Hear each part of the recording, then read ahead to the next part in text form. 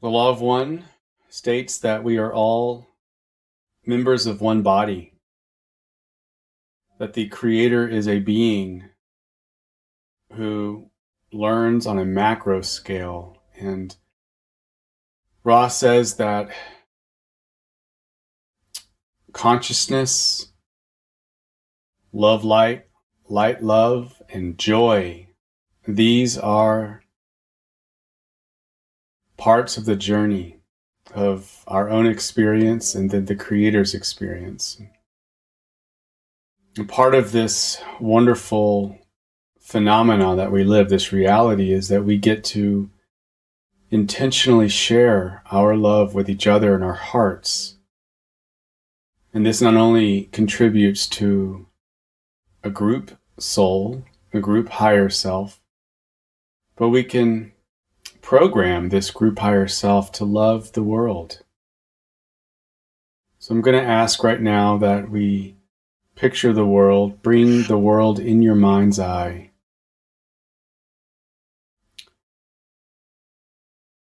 And go in your mind's eye where you feel the calling right now. Could be anywhere, might even surprise you.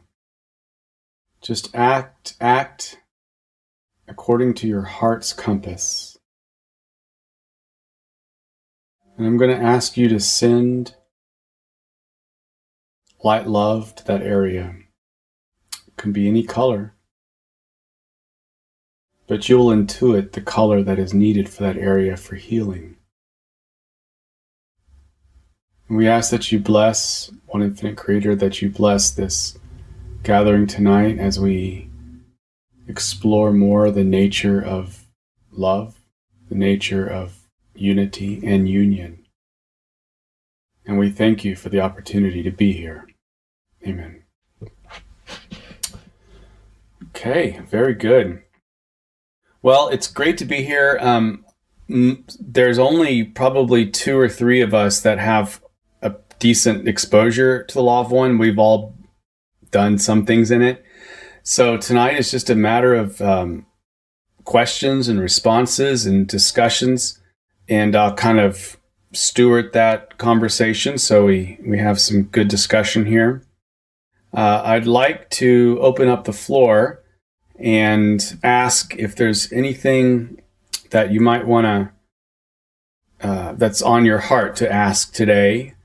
And DeMarcus and I are both going to be kind of fielding these, and so I'll start out responding, and then ask DeMarcus if he wants to weigh in. So I know Sally had a question right off the bat, but is there anybody else that might have some thoughts that you want to share, or anything you've been wondering about? I have a question. Okay. Are you ready for questions now? Or you want to just wait? Go for it. So I've been reading something about the oversoul, and I don't really understand it, but I've been reading. I appreciate some guidance there. Okay. The oversoul is another word that Ra talks about as the higher self. And the higher self is a being. It's you in mid-6th density. Mid-6th density. And so 6th density is the density of union and unity. Mm-hmm. And it is the density that is, Ross says they're outside of time, but they're also in time. So it's kind of this flux state. And it's sixth density starts obviously like you could think it of as 6.1 and goes all the way to 6.7 because everything is an octave within an octave. So the higher self is located in the mid part of that. And it is a self, it has a body. It is you that's about 2 billion with a B years older if we're to count our years, but because they can be outside of time, the higher selves are capable of communicating with us now. And in fact, a lot of our intuitions that you might have are coming from the higher self. And the higher self cannot infringe upon your free will, its own free will in third density. And so we, as the third density expression of ourselves, can ask for aid or clarity. And if the higher self, using some sort of complex algorithm, is able to answer us, not infringe upon our free will, then we can get answers. And then another thing about the higher self, which is interesting, is through magical kinds of rituals. And it doesn't have to be like esoteric magical, it can be, but there can be just maybe even conventional religious rituals in certain ways. And I know I myself have felt this way sometimes in my own sessions with clients, where you can call upon the higher self to actually come inside you for a moment of time. And so in that moment, you have a true marriage, a oneing, if you can imagine the word one, but a verb, making it a verb, a oneing of the higher self in sixth density, then experiences itself inside the third density body. So you have almost a complete channeling there. But Ross says it's very important to, at the end of the ritual, to release the higher self so that it can assume its appropriate analog to its third density expression. Yeah. So that's one way to understand the higher self or the oversoul. DeMarcus, did you have something you wanted to share about that? One thing interesting I'll note about the higher self is it's pretty much a conglomerate. It's pretty much a store of all of the lessons that you've learned in every single incarnation across all of the densities. And it's gifted to your mid-sixth density self by your seventh density self before you strip yourself of your individuality and turn into foreverness. And so pretty much your higher self has this vast store of knowledge from all of your incarnations that is able to use at its disposal. And you also work with your higher self prior to incarnation to plan the upcoming lifetime. Your higher self also helps to program catalysts while we're in our incarnation. And then we also work with our higher selves post-incarnation and review our past lifetimes and so on and so forth and plan for the next incarnation. So it's a very great resource and tool, and it's something that stays with us. So at some point we will meet ourselves? Well, you'll simply just become it. But you can meet it at any time, because the higher self is not a being that is constrained by time. So in our linear time, it's 2 billion years more advanced than us, if we were to, look at our progress here. But at that level, there is no constraint on time. And so you can talk to your higher self, and you probably had lots of encounters. And there's sometimes when I'm doing counseling with clients, if it's appropriate and things open up and they want to do this, we sometimes do trances where they have an experience of connecting with their higher self in like a light trance. And I'm sure Troy's done things like that too. The other thing I want to share about the higher self is that you can actually form one through having a relationship with somebody, can actually create a self in the astral realm, which is called time space. And that self, the more that you invest in your relationship with the more you invest in the relationship between somebody, it begins to have a higher self, an oversoul. And so this group right here has an oversoul. It's the building forth oversoul that we all contribute to. And Ross says that the oversoul is a gestalt. It is more than the sum of the parts, and it operates at an incredibly intense intelligence and wisdom. Yeah. Troy, did you, I want to go to Sally. Troy, did you want to comment? And then Sally. I wondered if Rudy would want to add anything about her experience recently, but don't if you don't feel ready. That was a good question. I don't have anything to say on that question in particular, except I think the wisdom of the higher self is remarkably transformative. That's all I got at this moment. Thanks, Troy. Yeah, and you can learn to dialogue with your higher self after a dream. For Troy, for like 3 years, I mean, I sent you how many hundreds of pages over the years of my dreams, and I would just literally talk to my higher self, like, what did this mean? Boom, get an answer. What did this mean? Boom. So you can kind of train yourself to dialogue back and forth. Yeah. Sally. Thank you. So, on the topic of chakras, two have really caught my attention. And I'm listening to the Living the Law of One that Carla, a guy is narrating it, but Carla apparently wrote it. So, in order to have an open heart, he says that we have to have complete self acceptance and complete self forgiveness and complete self awareness, self knowledge, I think.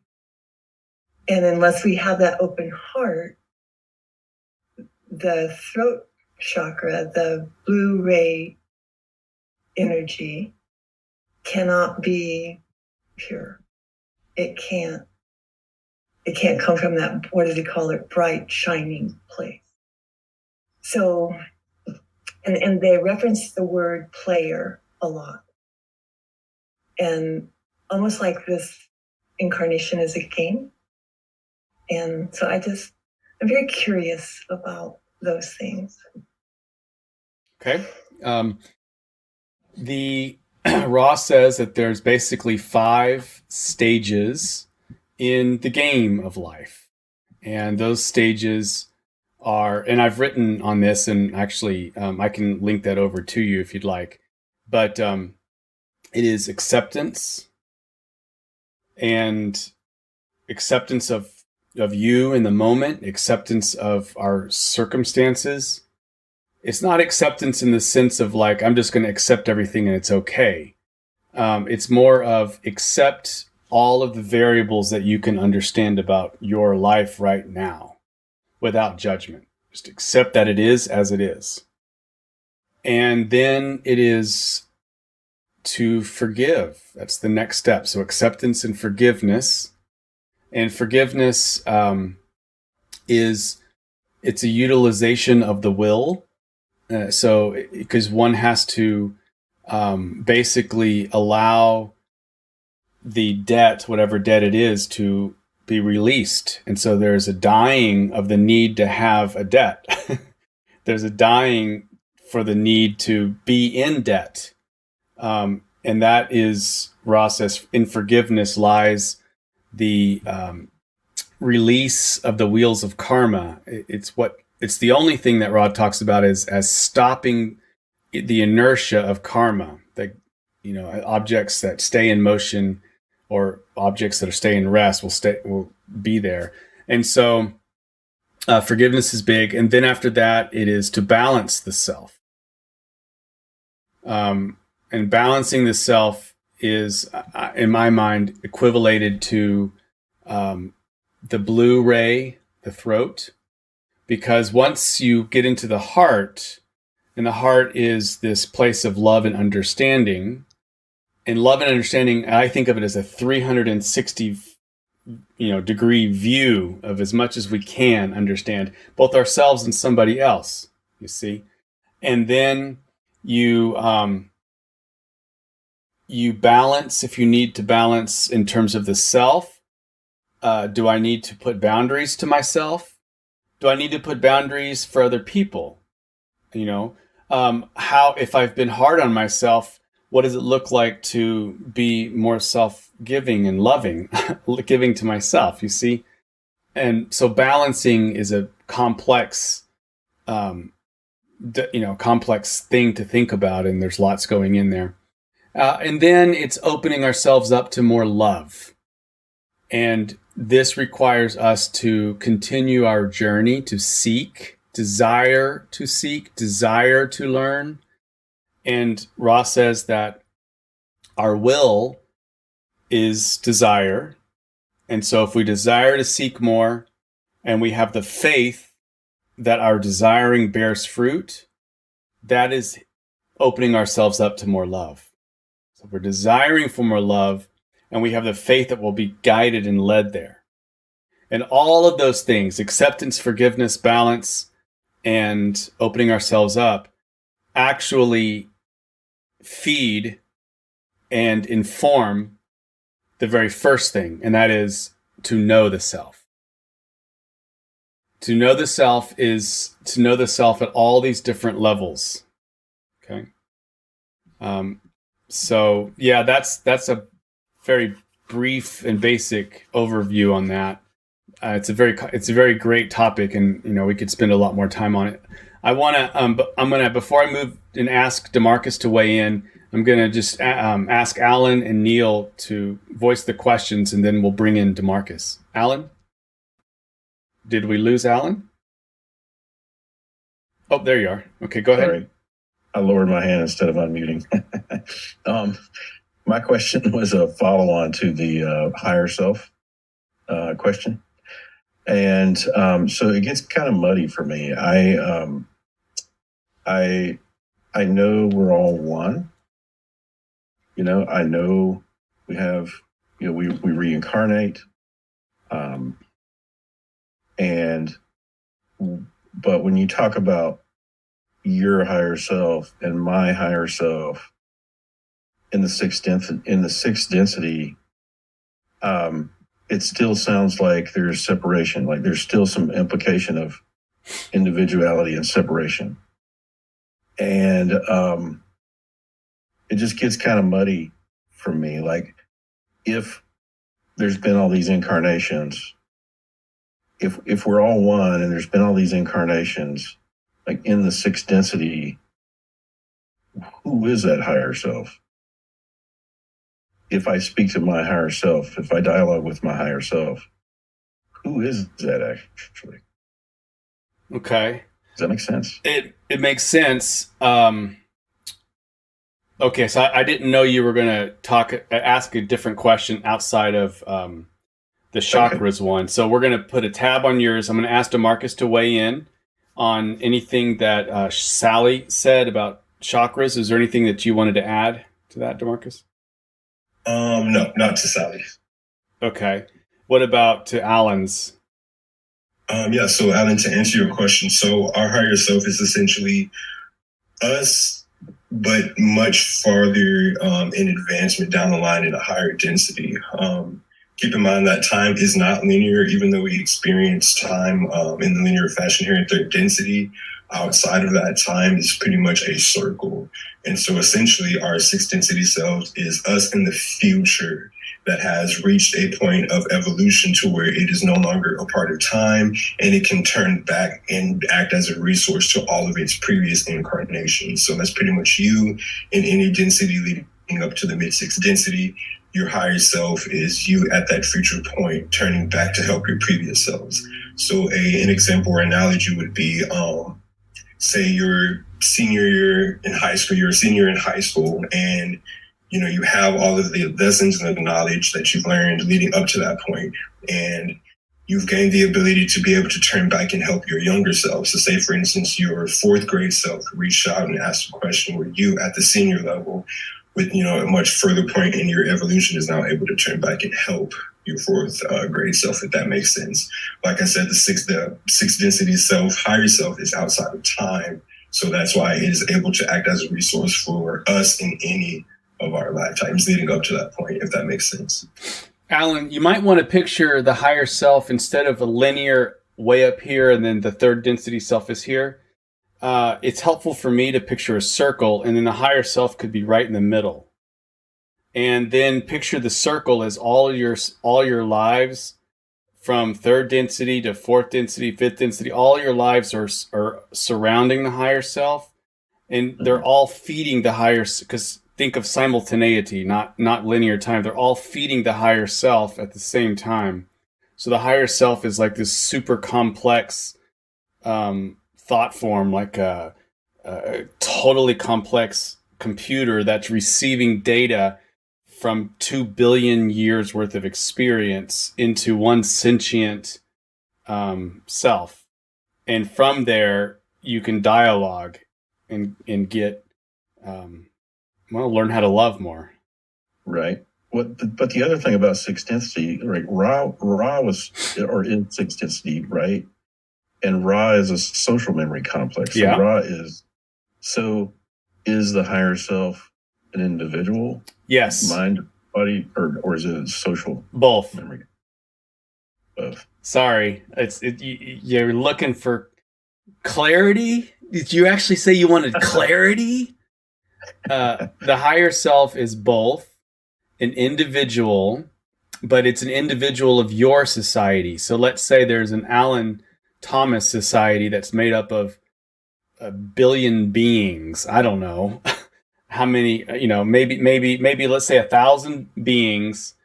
If you count all the lives in third density, fourth density, fifth, all of these, and all of those, a society of Alan create a beingness, an Allenness, okay, of your essence, and that essence has the Russian nesting dolls of you has the largest. There's a large Russian nesting doll at the top that all the other ones fit inside.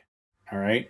But then that Russian nesting doll is connected like a node in a web of all of these other Russian nesting dolls that would be your societal social memory complex. So these would be your let's say, group that you're in, and you're all connected and all creating a yet another higher self that is all of your social memory complex has a higher self.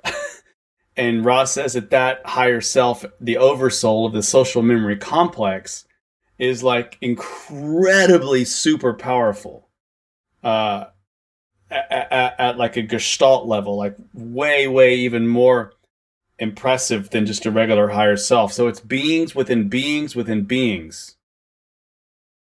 And you keep following it, and you get the turtles all the way up. You see? Yeah. Or higher selves all the way up, or higher beingness all the way up. And I think for practical purposes, probably useful to think of 2 or 3 levels, and within our easy access to ourselves is our higher self, but then beyond that is maybe a logoic self, and then beyond that is a infinite creator self or something. And they're all, in one ways, they're all us, but in another way, we're all sort of different beings at different levels. Mm-hmm. Feels like fractals. Well, that's all we are. I mean, think of it this way. You are God's sense organs.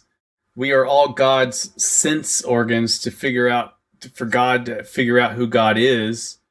And so God has to individuate in all these different little fractal ways. And that's what we are. Neil, did you have something you wanted to say? And then Fred? Doug, I just want to say thanks for the clarity. Yeah, sorry, put that in your pipe and smoke it, man. I don't know if it was any clear. That was a joke. Yeah, it was a little bit different topic, so I didn't want to keep my hand up there. It's on that's okay.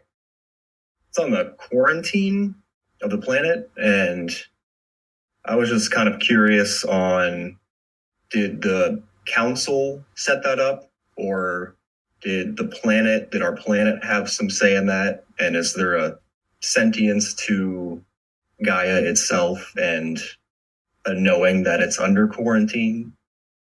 Or was the quarantine set up by just members of the Confederation? Okay. And is it just a kind of energy quarantine or what? I'm gonna throw out something, and then I'm gonna ask DeMarcus to weigh in, because I know he's done some thinking about this too. This is how I understand that. My way of understanding it is that all there's going to be quarantines. That's just part of a planet's own development. But how it gets there, the particulars in how a planet would get quarantined would have something has to trigger the need for a quarantine to get there. But all planets would have a quarantine.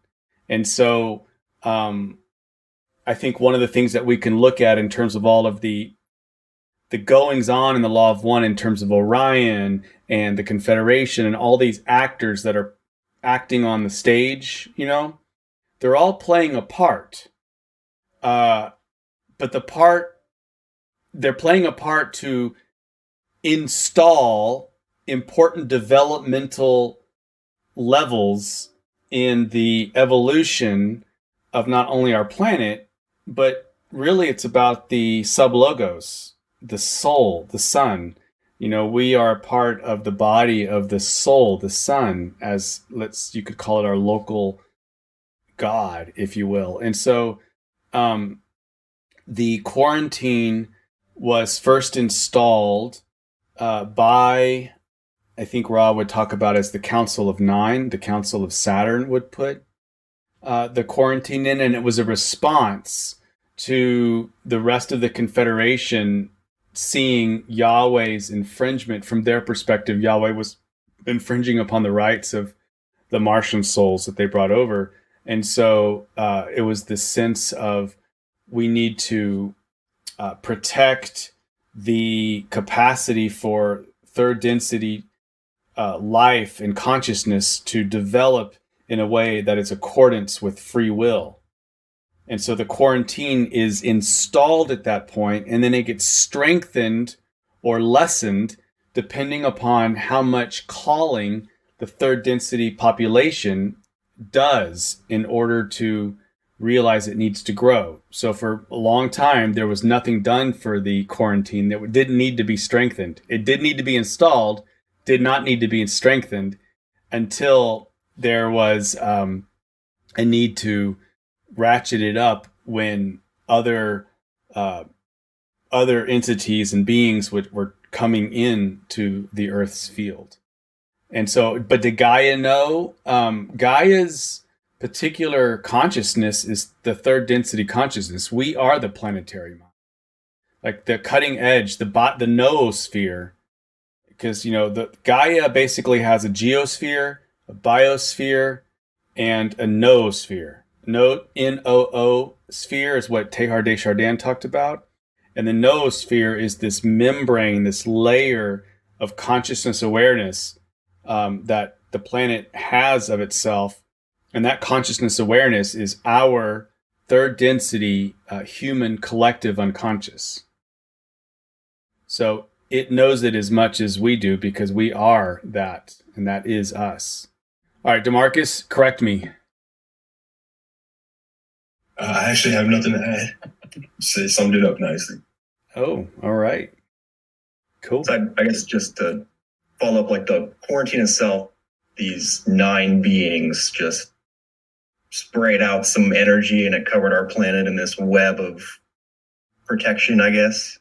Well, at that level, they actually eat like these cosmic beams.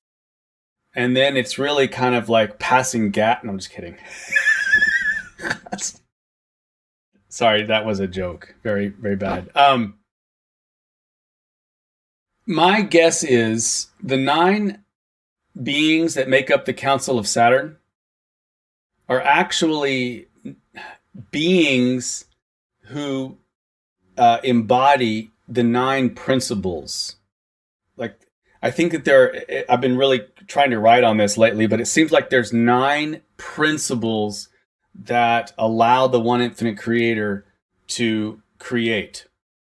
And that is, like, for example, there's the principle of polarity. There's the principle of consciousness. There's the principle of reconciliation or forgiveness. There's the principle of the moving and not moving. I mean, there's these 9 major principles, and you could think of them as ingredients in a soup, and the soup's not perfect until all of them are in there.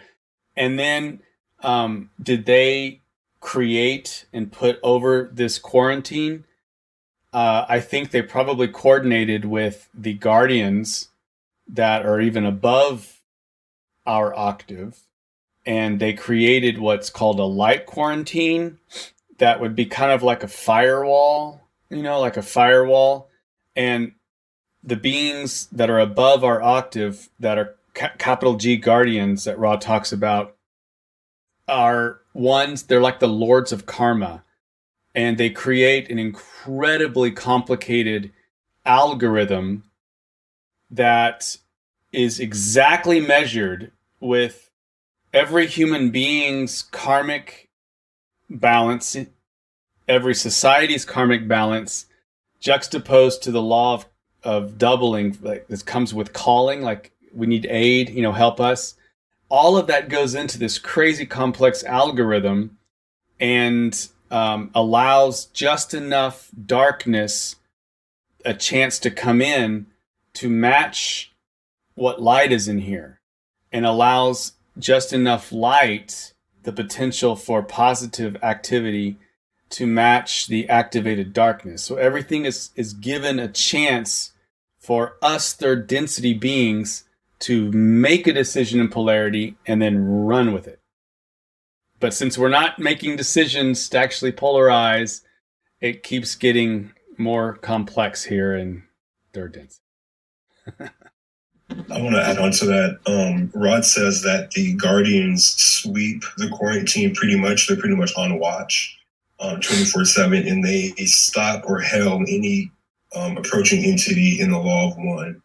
Any entity that, is not in accordance or in vibration with the law of one, pretty much is dismissed.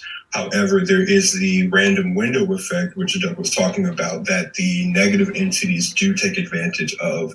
And that is allowed because of pretty much essentially the principle of balance under the law of one. So if positive entities are being allowed to come in, then negative entities must also have an opportunity to come in.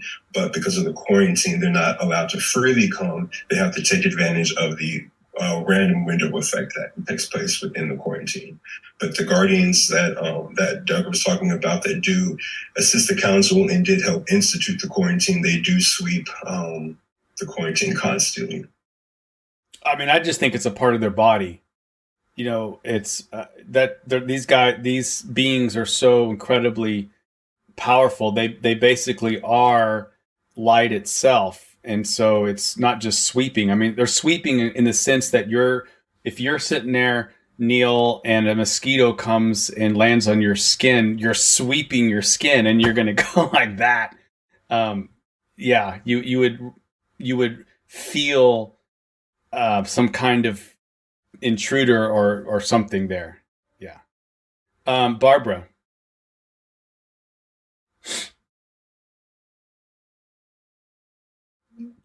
I think that you both just shed some light on this, and I think I read this in probably it could have been the Contact Guide, or it could have been Wanderer's Handbook, but if the positive path only seeks positive experience, it will become sharply unbalanced. And you just spoke to that, and, we spoke about balance previously. So is that pretty much what you were speaking to? Well, to say positive, in my opinion, is a misnomer. Really what we're talking about is wholeness. Because there is only one path. I mean, the one infinite creator is union and unity. There is nothing else except for the one infinite creator, which is whole. And so the positive path is a path that lives inside the positive path lives and works inside the energetics of wholeness. Not to create negativity, but to learn how to balance, accept, forgive, balance, all of that, those steps that we talked about, is how we deal with so-called negative catalysts. But the positive path is a pathway that learns how to live inside the energetics of wholeness, and then actually at some point begin to take upon themselves to steward wholeness making inside the third density body, that we are the boots on the ground, and we're going to create opportunities for wholeness to happen. These are healers and whatnot. The negative path also work inside wholeness, but they're emphasizing because inside wholeness you would have a potential of opposite of any positivity. You would have a potential of a negative. It's just that the positive is activated, right? And if you're doing the positive path, but there's still at every activation of positivity, there is in the potential the exact opposite within the field of separation. And so the people on the negative path are working to activate that which is in potential in the negative polarity. They're trying to make and manifest and activate negativity, or the path of separation, or the path of falsity, because there is no such thing as the separate path, really, because there's only wholeness, there is only unity. But for a positive being who's choosing the positive path, it does not mean that I only need to think positive thoughts and, oh my gosh, that's a great way to really spiritually bypass. Instead, the positive being, like good counseling would help us. The positive being learns how to open their heart, fully receive the catalyst that comes in, no judgment, as much as we can, accept, and then discern the best way to respond to it, which might be a very assertive boundary. But the difference is that I'm not going to demonize the other person and see them as less than me in dignity and in inherent holiness, because they are whole within the one infinite creator. Does that help? Or is that Perfect. Thanks. I'd love it if DeMarcus weighed in, or anybody else. Nothing else to add there. Okay. I think we can still acknowledge that there's a positive and negative path. Oh yeah. Down at our level. We realize they unify up in sixth density, but between anything less than sixth density, there's still a positive and a negative path. And they still have important ramifications that we need to wrestle with. Yeah, polarity exists all the way through until the mid sixth density. It's true. That's why you'll see sometimes online when people are trying to graph out the split between the positive and negative.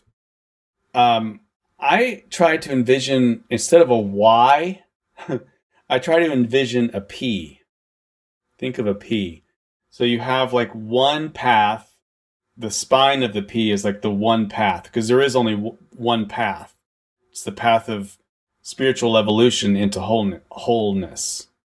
But around, in sometime in third density, you might say mid third density, when a being makes a decision for what polarity they're going to do, it goes like negative, negative, negative, very separated, and then right around fifth density, it starts to move back, and it's moving up too, moving back, and then when it reaches right here, Ross says, like in the lower sixth density, which is the density of union and unity, that a negative being who at this point is like super negative, black hole negative, just complete sucking in, they would be so negative and so much have gone to the very edges of the love of self and manipulation of others and loving of oneself, that they can no longer deny the fact that they are the other person that they're trying to manipulate. At that point, it becomes obvious that there is no difference in the nature of love, that they have been learning about themselves for 2 billion years, and the love that unites them with this other person. And so for the negative being to progress in the negative path, in other words, if they want to progress, they have to choose to flip into the positive path, the only path there is. And so that the P gets here. So the prodigal child always comes home.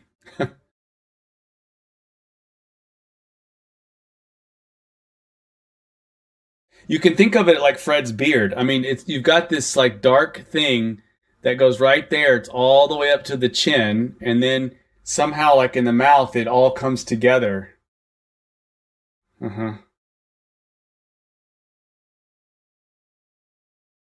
Anybody else? These are good questions.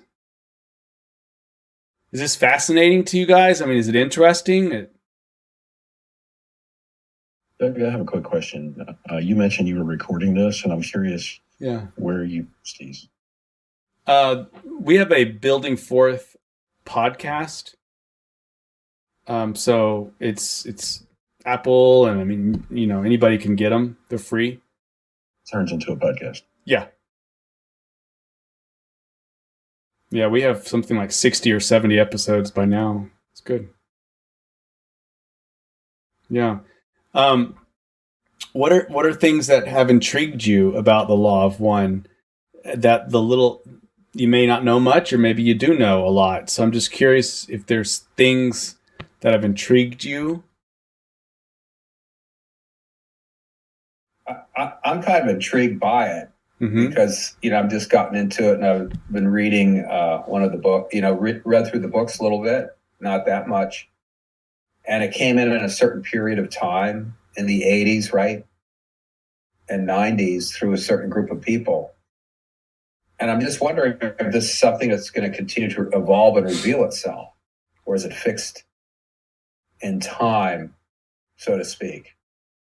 I sort of see it as kind of reflecting that era a bit too. The sentiment of let's say postmodern or new age culture, whatever you want to call it, of that time.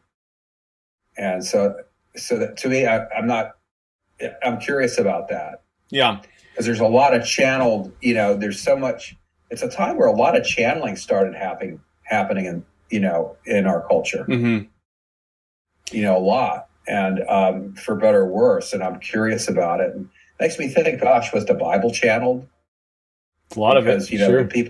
A lot of the people wrote it years after Christ lived, and was it just channeled information that came through that writer? And so it's made me think about how we get cognitive knowledge as human beings, and reflect on that a bit. And knowledge is structured in our ability to know, which is evolving. Can we know what we know today in 2023?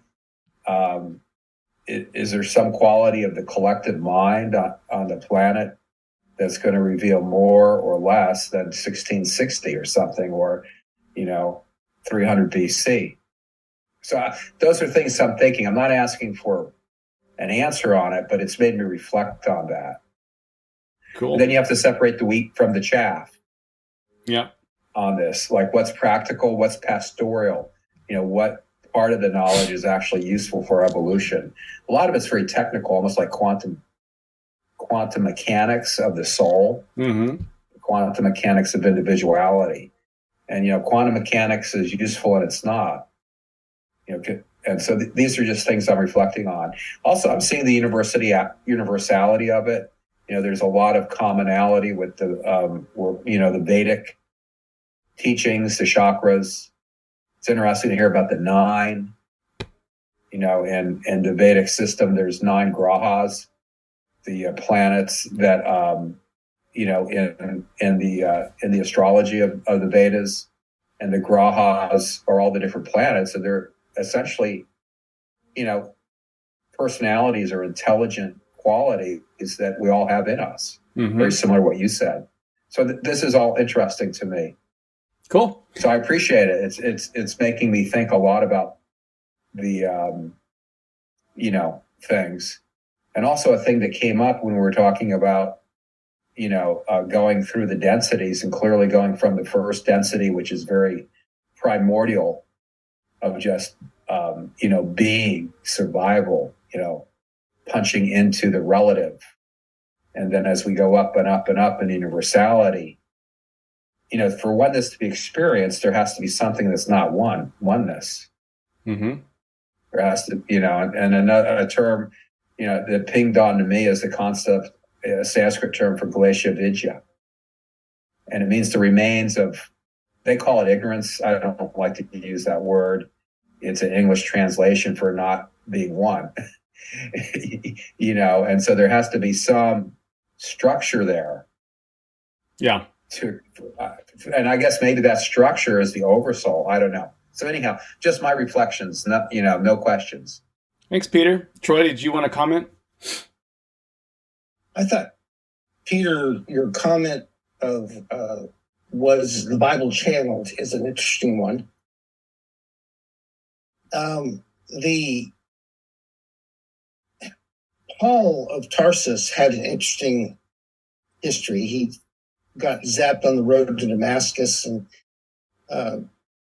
saw Jesus Christ in a vision, even though he had no physical contact with Jesus.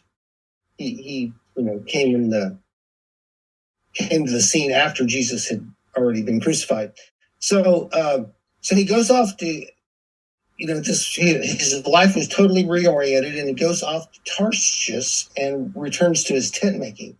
But he suggests to us that he had conversations with Jesus that were very intimate over a period of 5 years while he was in Tarshish. And that's how he learned Christianity. And he was became a leader in Christianity. So basically, I think he had this journal and he was writing in it and getting channeled messages by all means. And that's sort of been a part of the faith journey for mystics to some degree, that kind of inner listening through the ages. And we call it channeling now, but I think in the Old Testament, they were called prophets.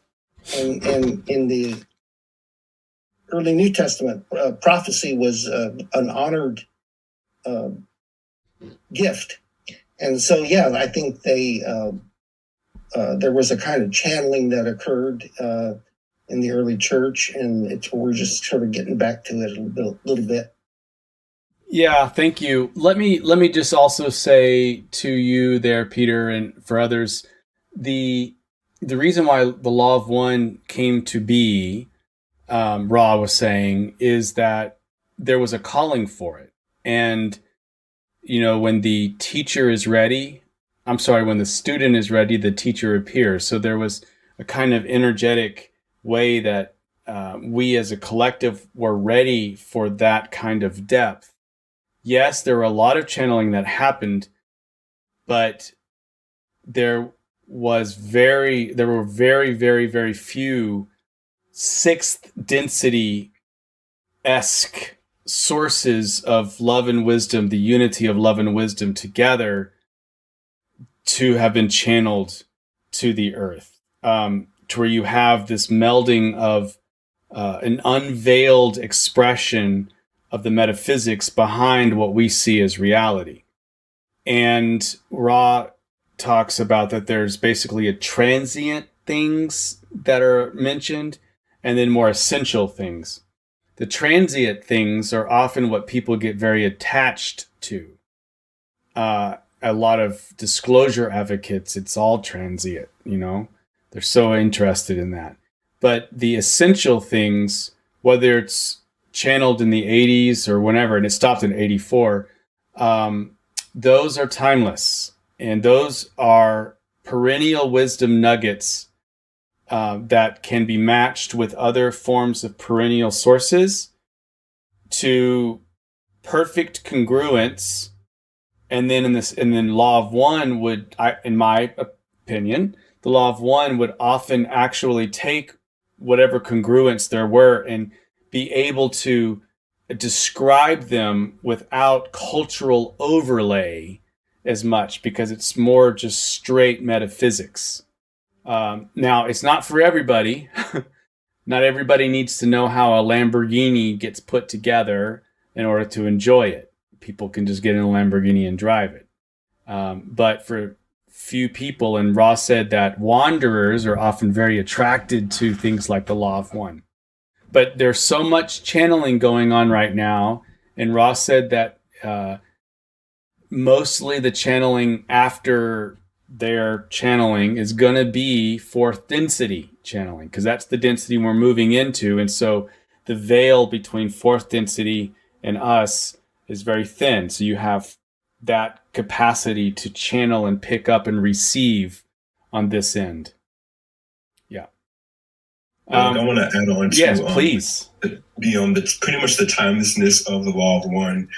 So in addition to Ra, coming and giving this material because of their calling, they also walked amongst the Egyptians 11,000 years ago, and they taught the Egyptians the very same things that we were discussing in this group tonight.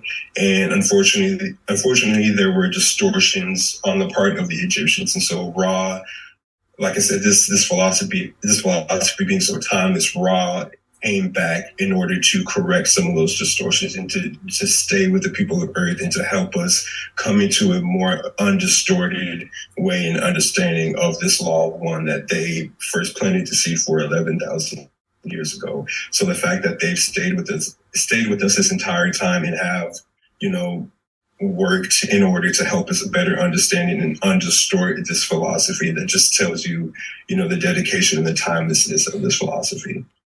But it also tells you how sixth density beings advance on their journey. Because at that level, you could be considered high heavenly level with very little catalyst. The way that beings in higher densities evolve is precisely their service to mostly third density. And so they end up having a karmic entanglement, and that is, then they have to learn how to serve as they're karmically entangled with our development here. And that's actually their pathway through the higher densities. So it's not something that's a problem. It's just part of the whole rubric of this octave. Yeah. Yes, Michael.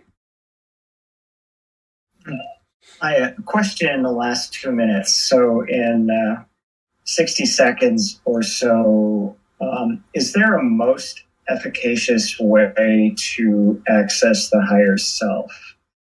I am completely with you on it in concept, including the need to release it. But how does one get there? Well, Rod did talk about the Golden Dawn as having kind of a white magical way that they may invoke, but Rod did not give a specific rubric or ritual. And Don had asked different ways for Rod to weigh in on what's the best way to meditate, what's the best way to do this and that, and Rod did not want to infringe upon our free will. Ra said that it's important to have the will to really desire and then have the faith that it's happening. Ra talked about sometimes you can put on a cloak or some kind of garb that would be an analogy, an analog to putting on the energetics. So it prepares the mind, body, spirit complex in the third density to say, welcome to the overshadowing. But my guess is that it can happen fairly regularly when a sixth density can come into third density. I've had experiences of this, I think, especially in counseling when things are kind of all cylinders are firing. But I would also say you can talk to your higher self all the time. There's never a time when you don't have to. You can just have conversations. And in fact, often that still voice that you might intuit from time to time that is some kind of level of wisdom that is beyond you. And maybe you attribute it to God, and that's okay because God is everything. But it very well could have been your higher self. Yeah. That's helpful. Thank you. You're welcome. I would also expect intention would be also an important part of the will and the faith. Of course. I think it's part of will is the intention. Yeah, Alan, and then we'll wrap up. I just want to speak to your question about what intrigues me about the law of one, and that is that I come from a very fundamentalist evangelical Christian background my entire life, and there for a while before I left that, I was seeking a deeper.